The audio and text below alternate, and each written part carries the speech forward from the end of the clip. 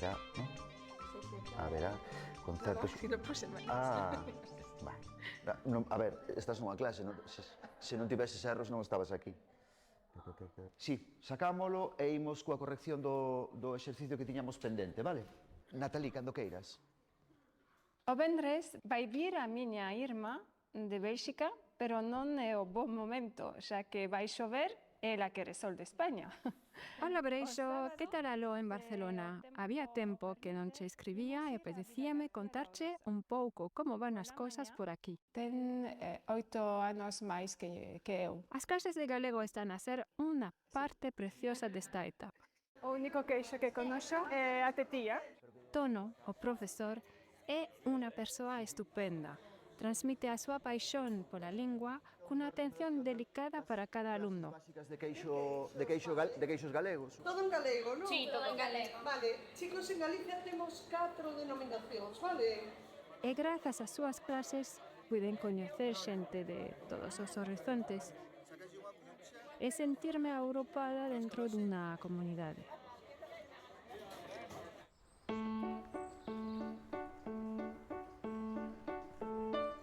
Santiago segue acolléndome con esa aperta tranquila que ten esta cidade. Canto máis tempo paso aquí, máis sinto que encaixo. Mesmo con meu galego con acento belga, que xa sei que te fai sorrir. A ver, que din aquí. Un grupo de guerrilleros matou sucesivamente 3 capitáns franceses das tropas napoleónicas. E antes estaba aquí rodeada por un bosque de carballos. Na árbore da América? No, que non sei, que non é de aquí. Gústame moito tocar. E gústame moito ver a árbore dende aquí. Sigo namorada dos paseos por o Sar. Hai algo nesa calma, nesas árbores que se inclinan sobre o río que me fai sentir na casa. Cando teño un día complicado e hai sol, baixo ata ali, respiro fondo e de súpeto todo encaixa de novo. A veces veño aquí en bikini. De día non hai ninguén e veño con un libro a tomar o sol.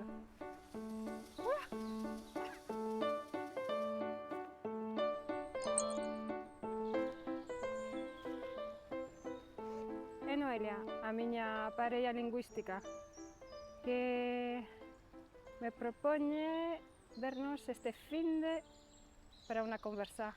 Todo se ten que politizar. Isto non é politizar, perdoa que che diga. O sea, isto é cuestión de humanidade. Ademais, estou agora nun programa de parella lingüística que me permite ter un momento exclusivo para falar galego unha rapaza nativa. Alternamos con francés, así que as dúas aprendemos. Un intercambio humano e fermoso que me axuda a confiar máis no idioma. Como on dit a media, como on dit? La moyenne. La moyenne, merci. La moyenne... L'oral et l'écrite. Voilà. A páxina que nunca será escrita está ante min, detrás e se dilata, como a aurora ilimitada de lembranza. No oco da palabra, un eco a niña. Sabes o que é a niñar? Os paxeros, sí. Ah, claro, un niño é curioso porque ese termo sempre me pareceu moi bonito. A mí encantame tamén, a niñar. Sí, e a niñar non conocía o verbo. Que bonito, a niñar.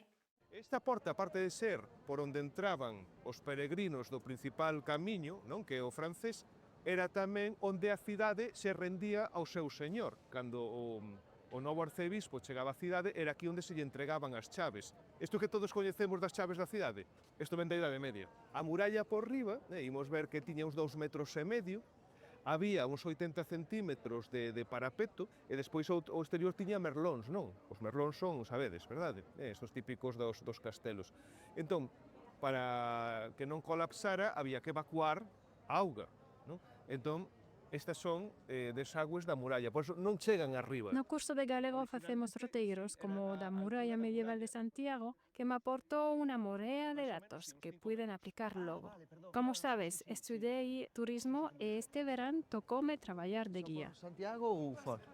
por Santiago. Isto é unha torre da muralla. Isto daqui é unha saeteira. Vide para cá. Foi intenso. Visitas en inglés e castelán e medo ás preguntas imposibles, pero sobrevivín. Imaginadevos que somos os atacantes, acabamos de traspasar a porta, entón temos que meternos por certas rúas. Onde están os soldados? Ainda están arriba. Por eso temos unha saeteira mirando cara ao interior. Outra cosa que admiro moitísimo de Santiago é o espírito social que ten. É unha cidade pequena, pero moi viva políticamente.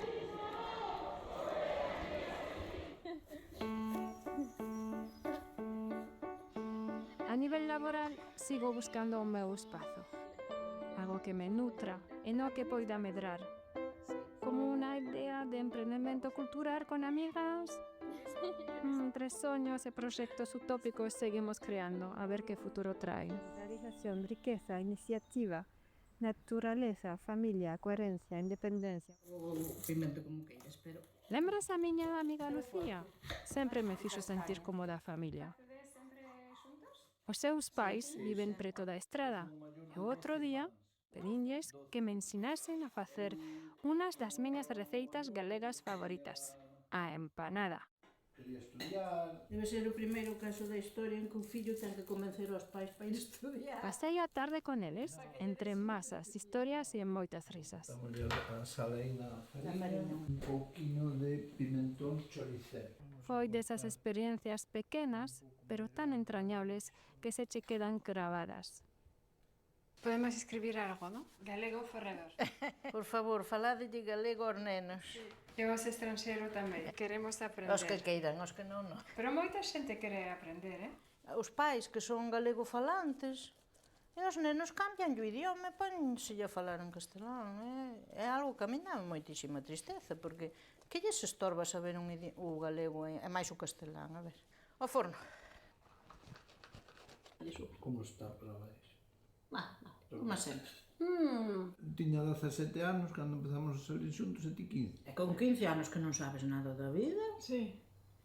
puñas ao lado dunha persona e que esa persona pase toda a vida contigo. Levamos 47 anos xuntos. Fixemos tamén unha visita a xogo ao Museo do Pobo Galego. Outro invento de tono para achecarse de xeito divertido á cultura. A pista número 2, que había no Sala do Campo. Atopástelo? Argazo.